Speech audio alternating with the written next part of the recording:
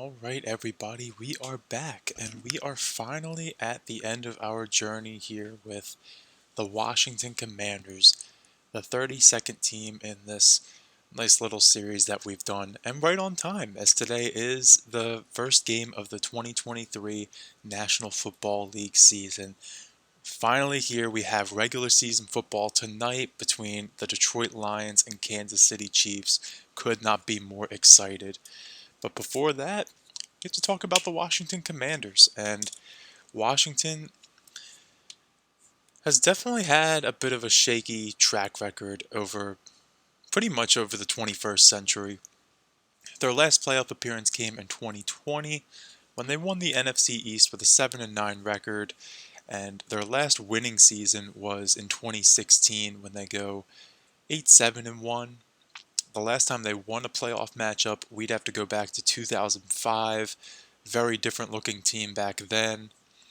And then if we wanted to go back to the last time they really made a deep playoff run, it would be in 1991 when they end up winning Super Bowl 26 over the Buffalo Bills. So let's look at this 2022 team for the Washington Commanders as they are now known, because this was definitely a very up and down season for them, but I feel like it sort of doesn't get remembered as fondly as it really was. This was a team that had a 500 record, which is very hard to do now that we have an odd number of games in a season, but they did go 8-1. So let's take a bit of a closer look here at the 2022 Commanders. And they did have Ron Rivera returning for his third season on the sidelines. And looking now at their team rankings, this was a team that had a very strong defense, but a pretty weak offense. So I would say this defense was a top 10 unit in the National Football League. They were 7th in terms of points allowed, 3rd in terms of yards allowed.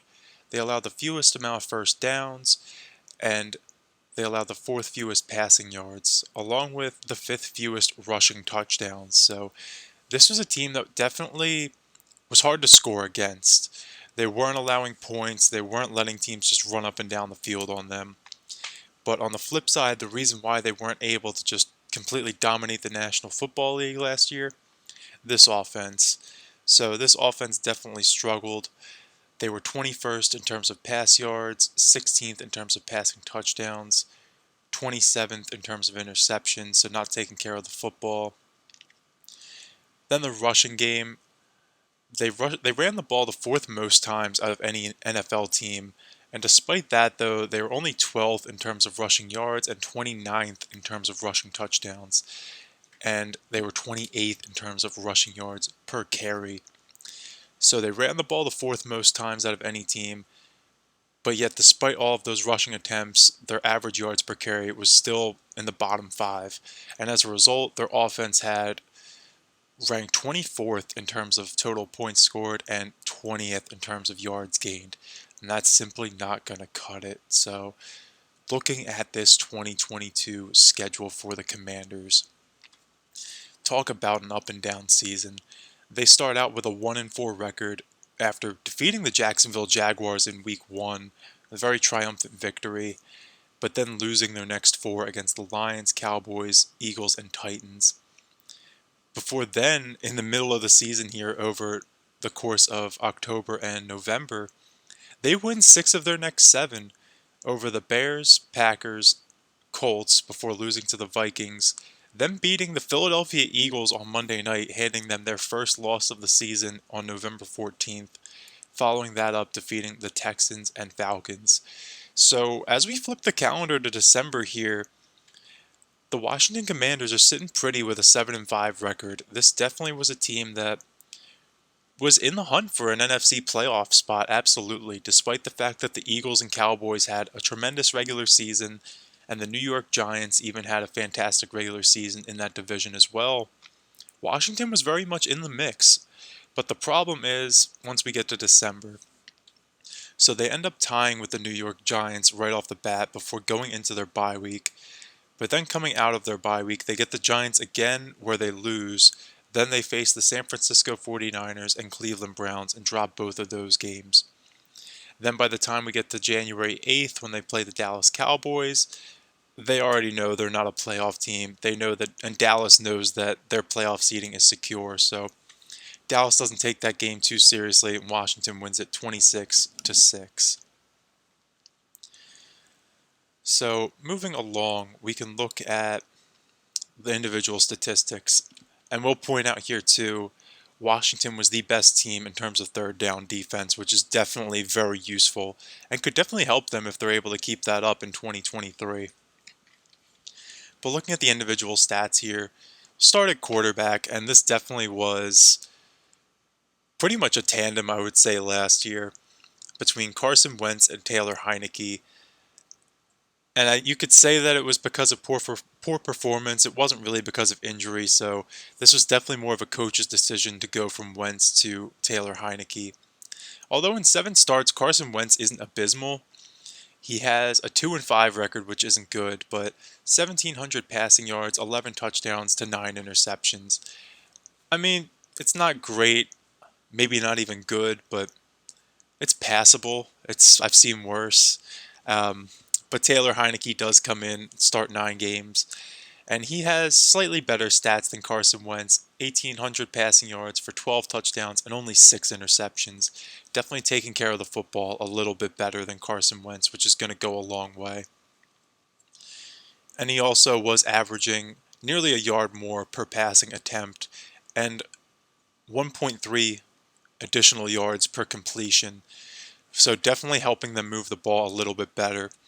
And just watching the Washington Commanders last year, you could tell once Taylor Heinicke got in there, like you knew at this point we know what Taylor Heinicke is. He's not an amazing NFL quarterback, but he was certainly able to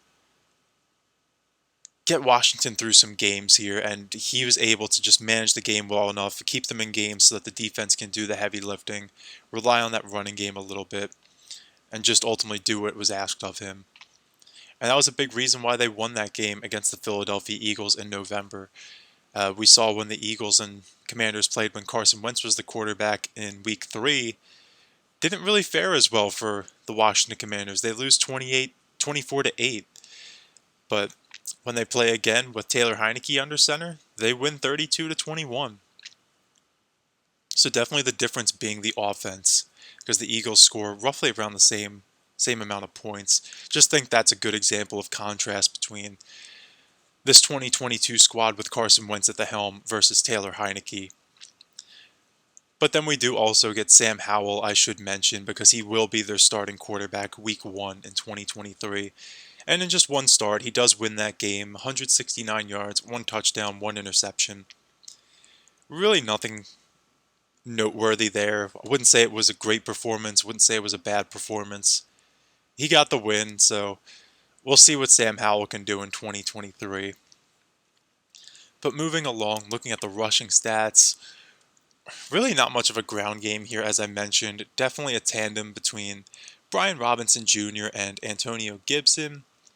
This Washington Commanders team actually only has 9 rushing touchdowns total the entire season, and as I mentioned, that was bottom 5 in the National Football League last season, and no player crossing the 1,000-yard mark in terms of rushing yards.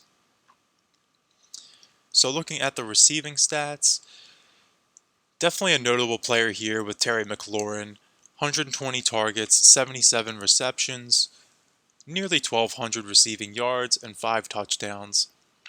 And Curtis Samuel was their number 2, along with Jahan Dotson, the rookie, in just 12 games for both of those guys. Well, suppose I should say 12 games appeared for Jahan Dotson, 12 games started for Curtis Samuel. He does appear in all 17 games.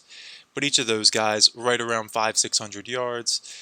Curtis Samuel with 4 touchdowns, Jahan Dotson with 7. And then Antonio Gibson comes in as the number 4 receiver.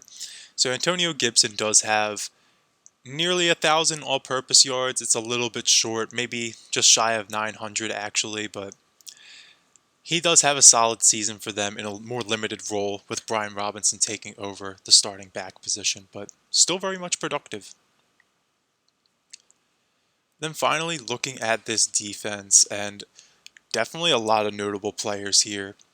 Daron Payne, Montez Sweat, and Jonathan Allen all getting to the quarterback very consistently here, all getting into the backfield very consistently. Daron Payne, 11.5 sacks, 18 tackles for a loss, 20 quarterback hits, and a safety to his name. Montez Sweat, 8 sacks, 14 tackles for a loss, 28 quarterback hits. Oh, and forgot to mention too, Daron Payne had a fumble recovery.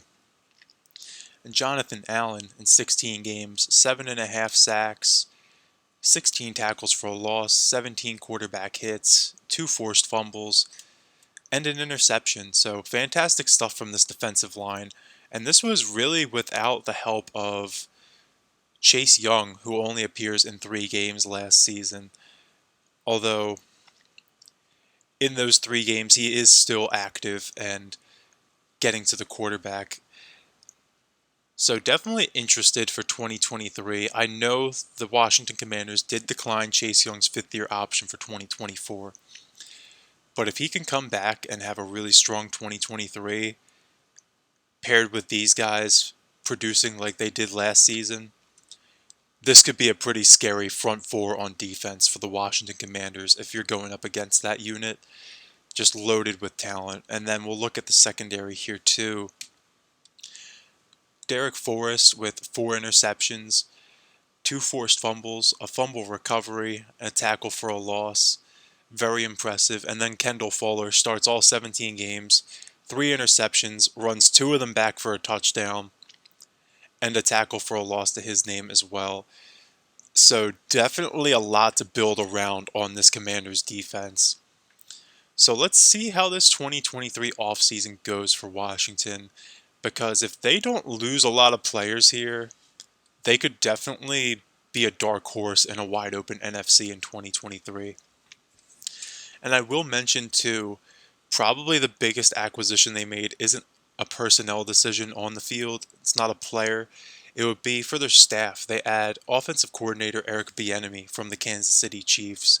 And he makes a lateral move coming from Kansas City because in Kansas City, he's under, of course, Andy Reid, an offensive-minded coach. It's really his offense that he's running.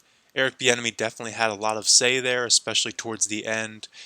Although now in Washington, with Ron Rivera as a defensive-minded head coach, Eric Bieniemy should have full reign over this Commanders offense in 2023. So definitely exciting for them. But let's look at the players that Washington lost here in 2023. And I'll start with offensive guard Andrew Norwell, who's actually a free agent. Could perhaps be calling it a career, but he played 100% of snaps for Washington last season and is currently not signed to a team. So that'll definitely be a loss for them. And they also lose Bobby McCain, safety to the New York Giants, played 93% of snaps last season. And then another offensive guard departing to the New Orleans Saints, this time Trey Turner. No, not that one, who played 64% of snaps last season. So Washington does lose both their offensive guards so far and a starting safety. Additionally, they do lose both of their primary quarterbacks from last season. Taylor Heinicke takes off to the Atlanta Falcons, as we mentioned in that video. He'll be a backup option behind Desmond Ridder, although would not be surprised if by the end of the season Taylor Heinicke ends up being the Falcons starting quarterback. I think at the very least we should see some noticeable action for Taylor Heinicke this season. And then Carson Wentz, who is still unsigned as the season kicks off tonight. I know some teams have shown interest in him as a potential backup, the Kansas City Chiefs actually being one of them, but as of right now, not really anything brewing for Carson Wentz in terms of job opportunities in the National Football League. Really quite a tragic story and a fall from grace in just a few seasons for Carson Wentz, but that's the NFL for you. They also lose linebacker Cole Holcomb to the Pittsburgh Steelers, so definitely going to need to fill that hole as well. And they also lose center Wes Schweitzer to the New York Jets. So definitely going to need to address the offensive line in some capacity, losing 3 guys on the interior of that line. So that's really it in terms of the notable losses. It's not really anything earth-shattering. Definitely going to need to address the offensive line. and probably safety and linebacker as well.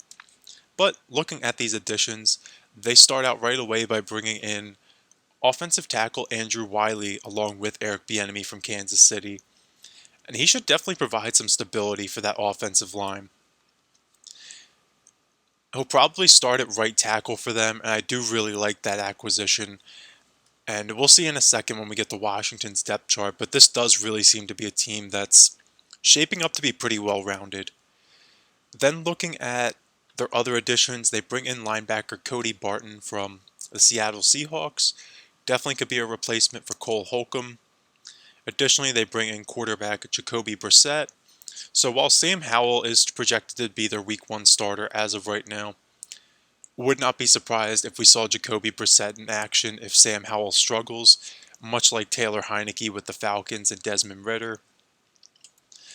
So that's a nice solid backup option for them. I do have confidence in Jacoby Brissett's ability at the National Football League.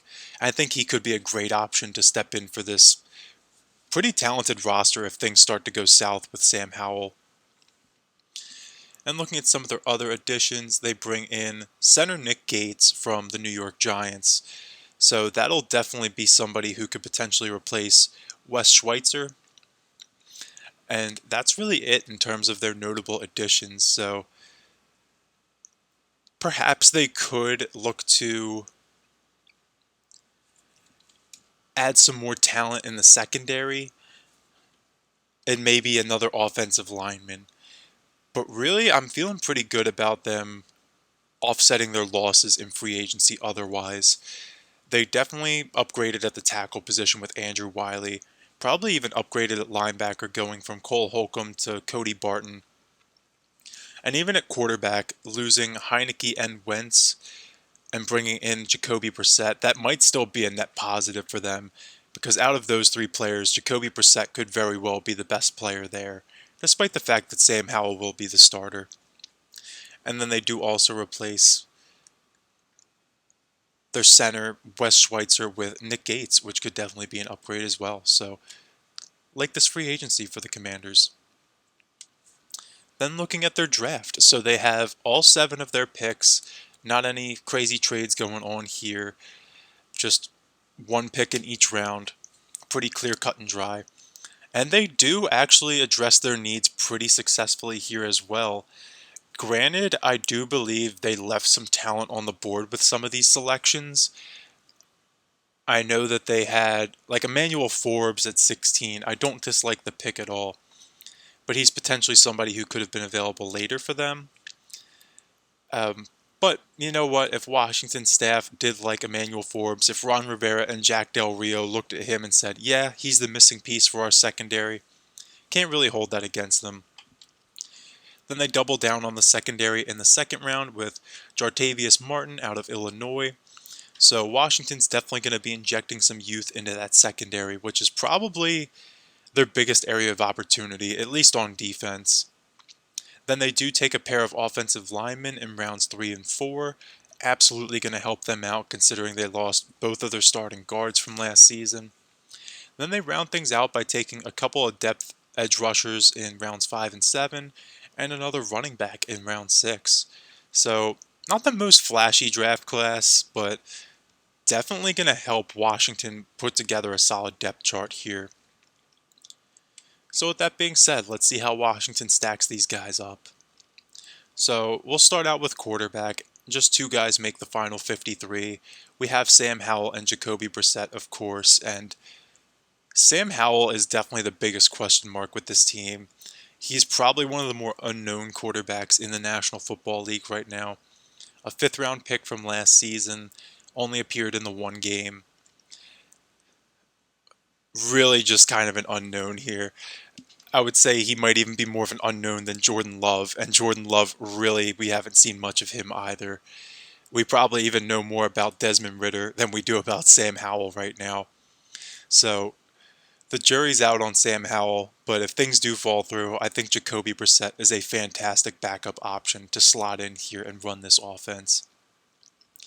Then at running back, 3 players make the final roster, all on the rookie deal still. We have Brian Robinson Jr., Antonio Gibson, and the rookie Chris Rodriguez Jr. So Definitely like that trio. I think that should help them in the run game from last year.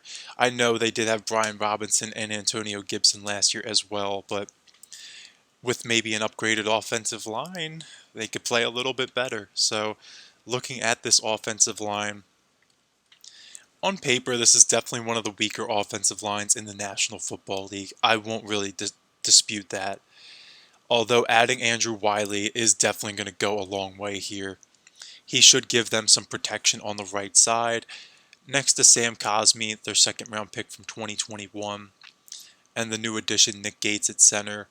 This right side of the offensive line isn't bad. I'm not going to say it's great, but it's not bad. But definitely this left side with Charles Leno Jr. and Sadiq Charles at the left guard and left tackle positions.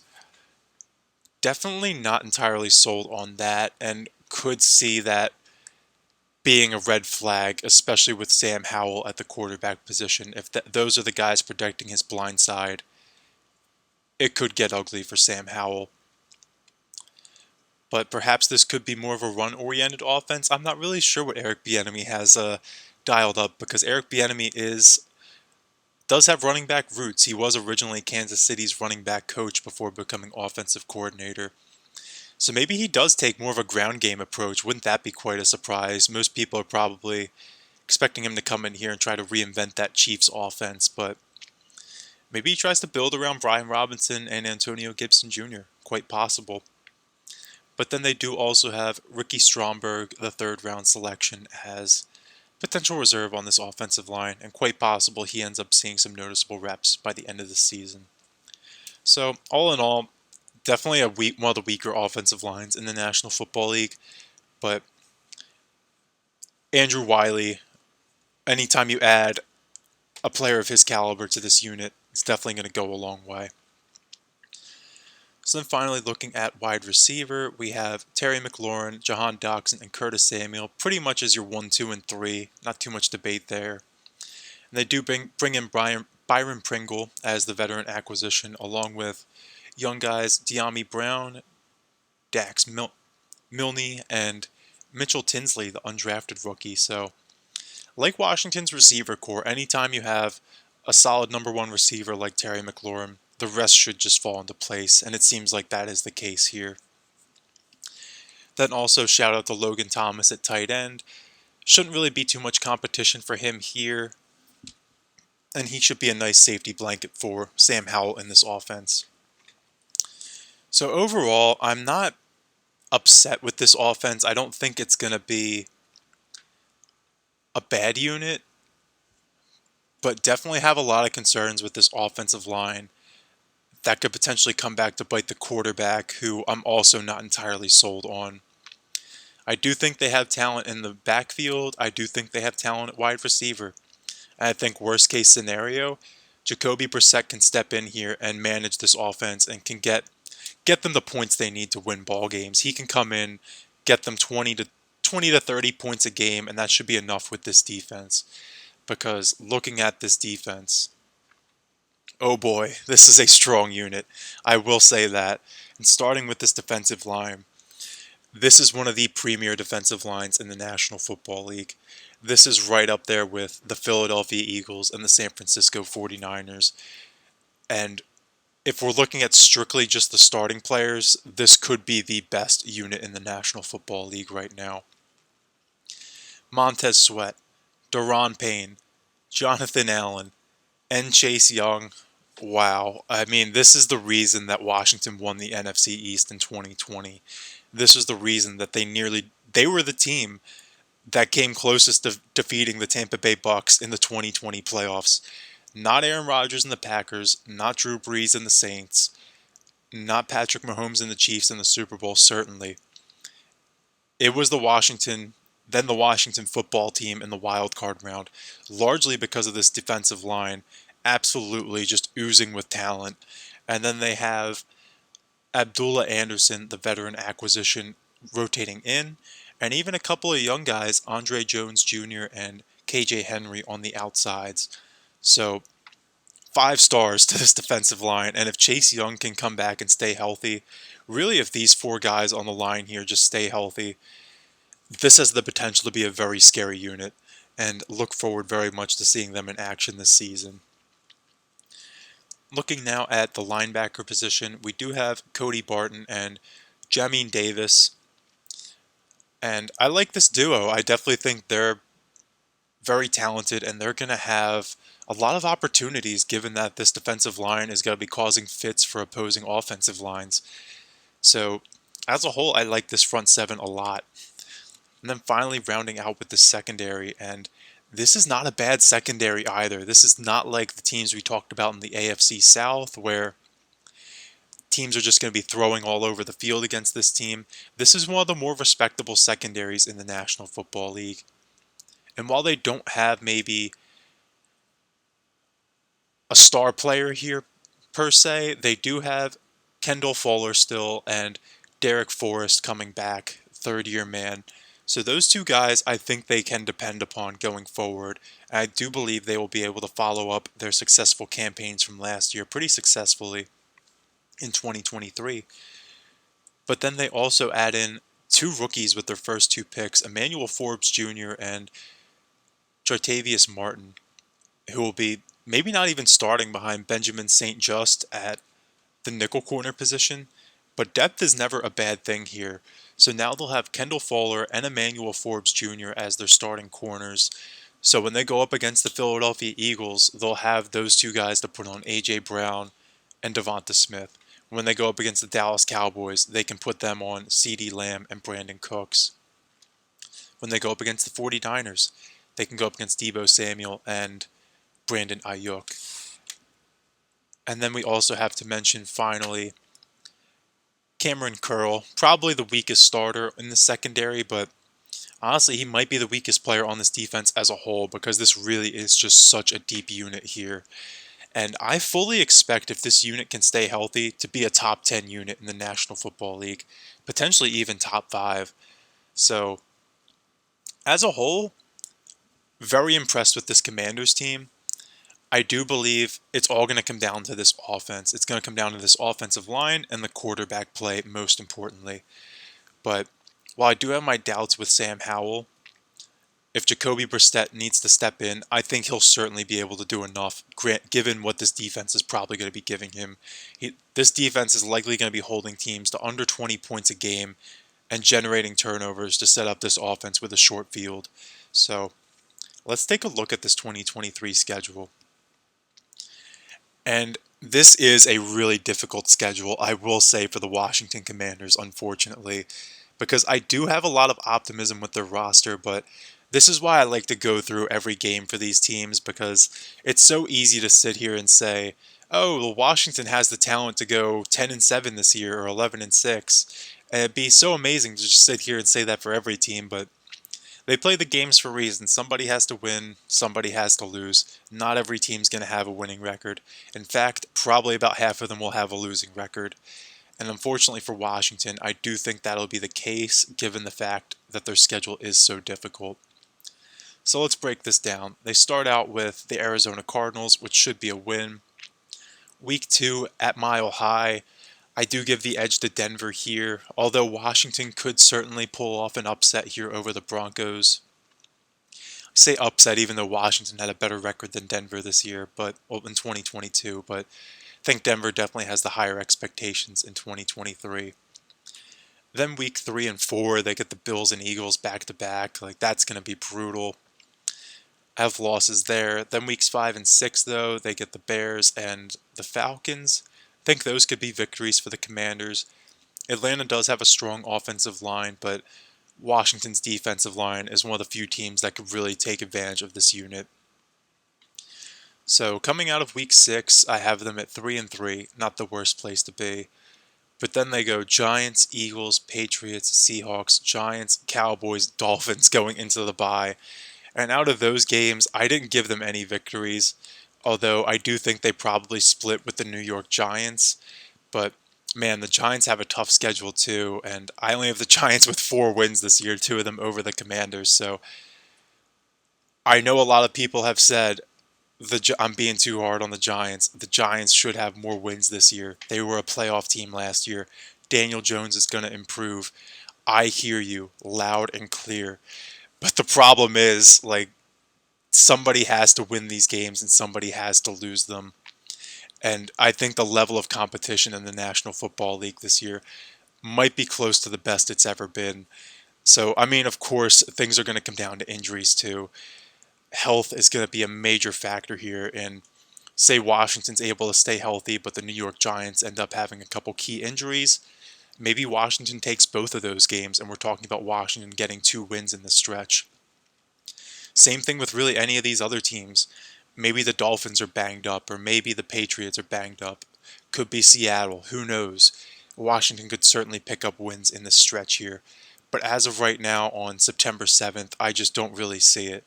I think I could maybe give them one of these games over the New York Giants, and perhaps the New England Patriots, but that's probably it. So then coming out of the bye week, though, they go on the road to the Los Angeles Rams. I do give them this victory, but then they wrap up the season going to the New York Jets, then at home against the San Francisco 49ers and Dallas Cowboys. So my gosh, like that is a very brutal stretch to finish the season. And ultimately I have them finishing 4-13. Although, say we give them this game over the Giants, we give them one over the Patriots, and then we can give them another random one in here somewhere. Maybe they take the Miami Dolphins. That would put them at 7-10, still outside of the NFC playoff picture. Very unfortunate, because if they did play, say, like the Minnesota Vikings and could defeat them, that could potentially propel them into a playoff position. And maybe we could even give them this victory over Denver. It still wouldn't be enough, so they would have to beat the Giants again, most likely.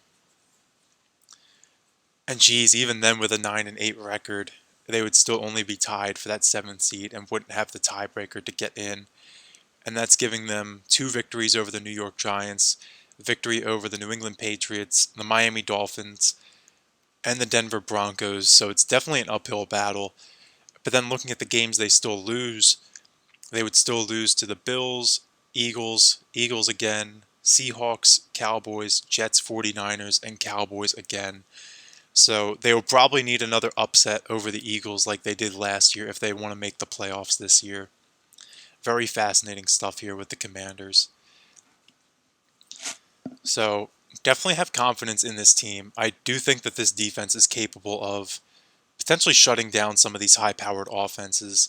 That's why maybe I wouldn't be surprised if they steal a game or two in here that we're just simply not expecting. Like, I wouldn't be surprised, honestly, if they even upset Seattle too. Maybe they go into Lumen Field there, and like this defensive line, we've discussed Seattle. They have a pretty weak offensive line. This defensive line could eat them alive, force Geno into some bad decisions. And that could put Washington in the playoffs at 10-7 potentially. But that's asking a lot. That's calling a lot of games right now where I just need to know that this offense is going to be able to score points. And it's a shame because they do have the talent and the weapons. They have Terry McLaurin. They have Jahan Doxson. Even Curtis Samuel in the slot. Brian Robinson and Antonio Gibson in the backfield. Logan Thomas at tight end. But is Sam Howell going to be able to get the ball to those guys? Is he going to have the time to get the ball to those guys? Really my big questions. So we shall see, and we'll have answers as soon as Sunday, because this matchup against Arizona should really be a showcase of what Washington is capable of. So finally looking at Washington's cap outlook, and it's pretty good, honestly, because Washington has cap space this year and it's going to be wide open starting next season. Definitely helps when you have Sam Howell on this really cheap fifth round pick contract from last year, and Jacoby Brissett just on a 1-year flyer at $8.5 million. Then at running back, they do have Antonio Gibson in a contract year, Brian Robinson signed for the next 3, and Chris Rodriguez Jr., of course, just starting his rookie deal. So really no big contracts so far. Then looking at receiver, Curtis Samuel in a contract year, then Terry McLaurin on a big deal for the next 3 years. Well deserved there, not really anything too controversial here. Jahan Doxson signed on his rookie deal for another 3, potentially another 4th. And at tight end, Logan Thomas on a respectable contract for the next 2 years, just over $8 million. Then on the offensive line, Charles Leno making noticeable money for the next 2 seasons, and then Andrew Wiley honestly not even making that much over the next 3 seasons, so pretty good value contract there. Then on the defensive line, Jonathan Allen locked up for the next 3, but they do have Montez Sweat in a contract year and Chase Young in a contract year, so definitely should prioritize re-signing these guys. I know they want to see if Chase Young can stay healthy, but we've seen what he can do when he's healthy. This guy can be an absolute game breaker when he's healthy and in the lineup. Then they have Daron Payne locked up long term as well. So Jonathan Allen and Daron Payne will be in the fold, but Montez Sweat and Chase Young potentially going to need some big deals coming up this season. Then at linebacker, Cody Barton and actually, Cody Barton's really the only notable player in a contract year here.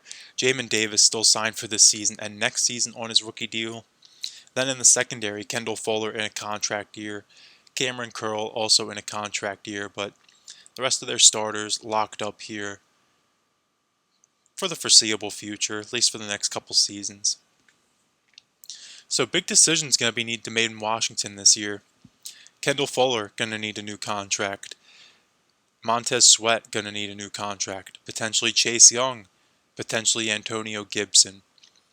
And that's not even including potentially needing a quarterback in 2024. Not really sure what the long-term plan is here. I have a hard time imagining Sam Howell is going to be the quarterback of the future for Washington. But who knows? Maybe Eric Bieniemy just turns water into wine and makes Sam Howell into a serviceable NFL quarterback. But perhaps they will need some of that cap space to acquire a veteran, or maybe they just trade up for a rookie. So that's all I have on Washington, and that concludes our 32-team series here.